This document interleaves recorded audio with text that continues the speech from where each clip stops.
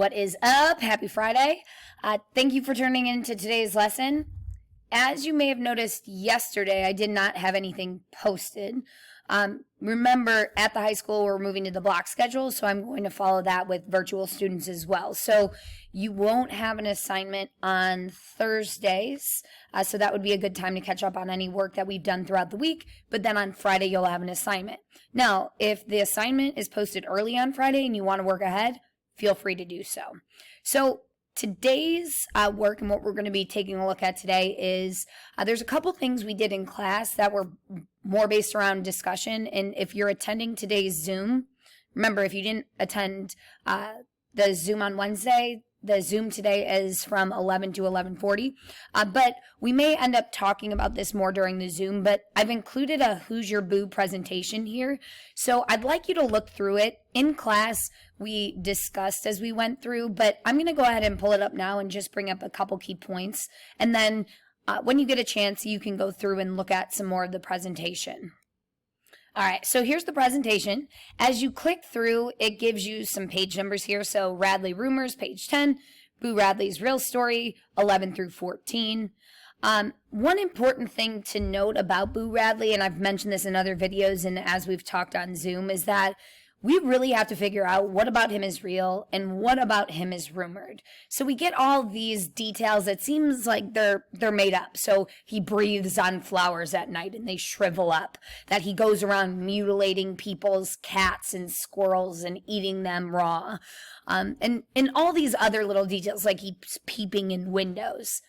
Now, those we see are getting passed around the neighborhood, and the kids even add to them, which we'll see they become very obsessed with Boo Radley's story and the Radley story, and they start even making up more details. But we do get his real story on pages 11 through 14, at least his initial story. So we find out that as a teenager, he got into some trouble. Him and his friends one night steal a cop car, go for a joyride, lock the officer in the outhouse on the square, and then, just cause some trouble and wreak havoc a little bit that evening. Now, all the other boys are sent to this boarding school where they end up getting a good education. They live fine lives afterwards. However, Boo Radley, whose real name is Arthur Radley, is kept in his own house by his father for over 15 years.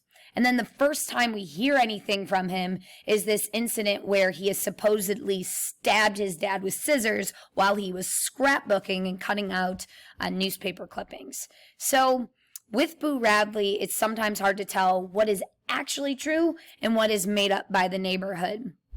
Now, what we do know is that he does still live in that house, and he hasn't been seen for years and years and years. So he's probably at this point in his at least late 30s, early 40s. I want us to look at this quote here. It says, "Nobody knew what form of intimidation Mr. Radley employed to keep Boo out of sight, but Jem figured that Mr. Radley kept him chained to the bed most of the time."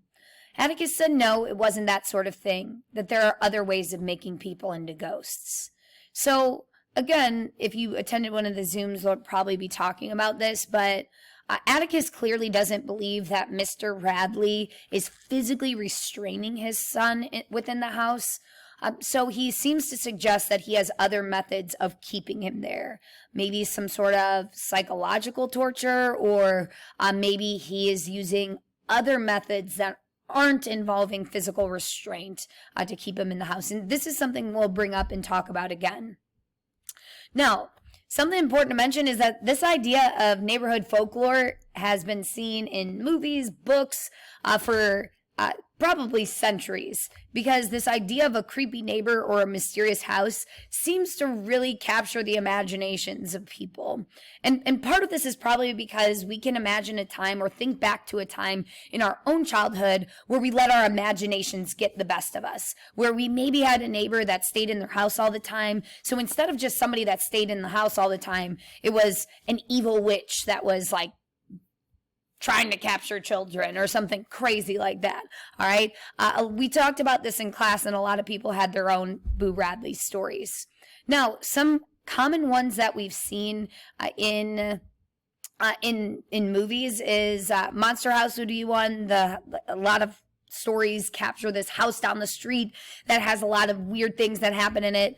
Home Alone with the guy who shovels and puts salt on the sidewalks, and then The Sandlot with the Beast. So if you're interested, I have put a couple quick clips on there for you to reference. But in all of these stories, the neighbors in the neighborhood think one thing, and then we find out the reverse or the opposite is true by the end of the story. Or maybe not even the opposite, but we find out maybe that this character or this house wasn't quite as awful as we may have thought at the beginning. All right. Now, what I want you to think about, and we're not going to be discussing this, obviously this is a video, we might talk about this in your Zoom, but I do want you to think about times in your childhood where you let your imagination get the best of you. Maybe it was with somebody that lived on the streets. Maybe it was a house on the street. Maybe it was just like a childhood event that had happened, and you thought about it one way. You kind of let your imagination get the best of you, and maybe it haunted you or terrified you a little bit, but you had your own theories about it. Like a very basic example would be when I was a child, when I used to sleep in bed at night, I thought that somebody, if I at night left my bed, somebody would grab me from under the bed and pull me under. Why I thought that? I didn't watch scary movies as a kid. I don't know. But that was a legitimate fear I had. And obviously now as an adult, I look back and I'm like, okay, that was silly. My imagination was just getting the best of me. But in the moment, it was so real. And it felt like I was actually at risk of getting grabbed as I went out of my bed to go to the bathroom or grab a book and to be pulled under that bed. All right. So again, take a few minutes after you're done watching this, take a look at the Who's Your Boo presentation, and then try to make some mental connections between the text and then between your own personal life. All right, back to our agenda for today. Today's assignment and what we're working on is I want you to read Chapter 2. As you're reading, I want you to work on this Chapter 2 analysis of Miss Caroline. So if you go ahead and click on it sorry, you can't see it on the screen right now. I will move you up. Go ahead and click Make a Copy of this activity. The document looks like this. What we're trying to figure out and take a look at is we want to start analyzing characters within our story. And one of the characters we're going to focus on today is Miss Caroline. So this is Scout's first day of school in Chapter 2. And Miss Caroline is not going to be that important of a character throughout the story. However, there's a whole chapter that focuses in on her. So what we want to figure out is why the heck she was included in this novel in the first place if she doesn't really move the plot forward. So here are the instructions. When analyzing a character, there are many different pieces of evidence that can help a reader. Sometimes things are stated directly, and those are easy to understand. The implied character evidence can be a bit more tricky, though. You can learn more about a character by several ways. So whenever you're thinking about a character, you want to think about these different ways and these different areas and components of that character. So how the character is presented, so their description, their looks, things a character does, so their actions, things a character says, interactions with other characters, and things other people say about that character. So what this document does is it pulls parts of the text about Miss Caroline, and then what you're supposed to do in each of the blanks that follow is you're supposed to type down the following. So it says, below are some parts from the book that showcase Scout's new teacher, Miss Caroline. Read each part and discuss how the evidence helps the reader understand the character better and see her traits. So what you're going to do is you're going to read these different descriptions of Miss Caroline. And again, it's going to focus around what she says, what she does, how she's presented, so on and so forth. And then you're going to say, well, what does this reveal about her character? And what does it help us understand about her? So let's look at the first one. And I'll do it with us. It says, Miss Caroline was no more than 21. She had bright auburn hair, pink cheeks, and wore crimson fingernail polish. She also wore high heel pumps and a red and white striped dress. She looked and smelled like a peppermint. So to us, and if we consider what the class looks like, it tells us, and I think the quote here describes the class. It says, unaware that the ragged denim shirted and flour sack skirted first grade. So Miss Caroline, right off the bat, looks very different from her students. So she's wearing these high heel pumps. She's wearing this candy striped dress. She has red fingernail polish. And these kids are literally in very ragged clothes. A lot of them are wearing clothes that they would use to work on the farm. So right away, we could say that Miss Caroline, just in her physical description, looks completely different than her class.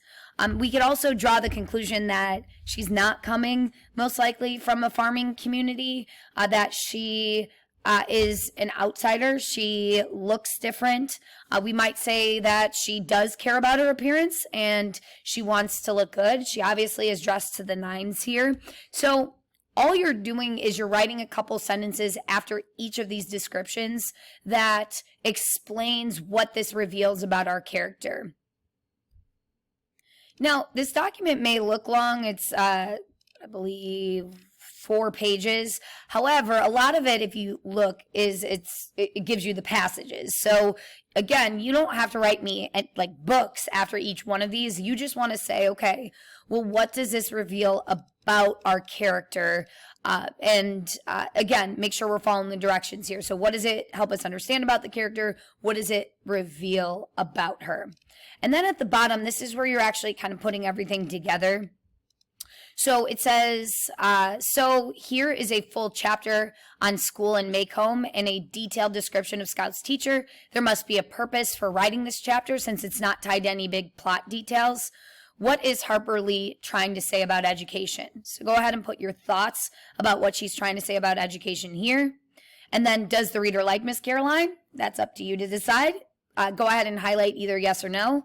And then, what traits of Miss Caroline make the audience like or dislike her? So here's where you can reference what you've put above, and you could just put this in your own words. Do you think Miss Caroline is a good or bad teacher? And then, so what is Harper Lee trying to say about educating children here? All right. So again, this document is meant to help us analyze Miss Caroline and her purpose in the book as a whole. And also to figure out like what Harper Lee's beliefs on education are based on what we're seeing here.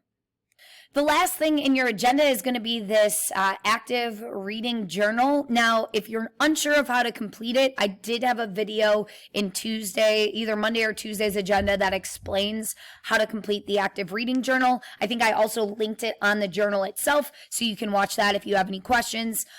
Make sure you're completing that. Now, you may notice that there seems to be more assignments here than what we'll usually have. And remember, it's because we didn't have class yesterday. So the activities today are meant to take longer because we're doing them in those block periods.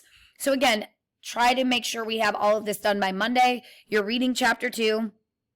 You're completing the analysis of Miss Caroline, and then you're doing your journal entry for chapter 2. If you have any questions, feel free to reach out. Let me know. Hopefully this helped a little bit. And then if you haven't attended the Zoom yet, I will see you later today. Have a great rest of your day and enjoy your weekend.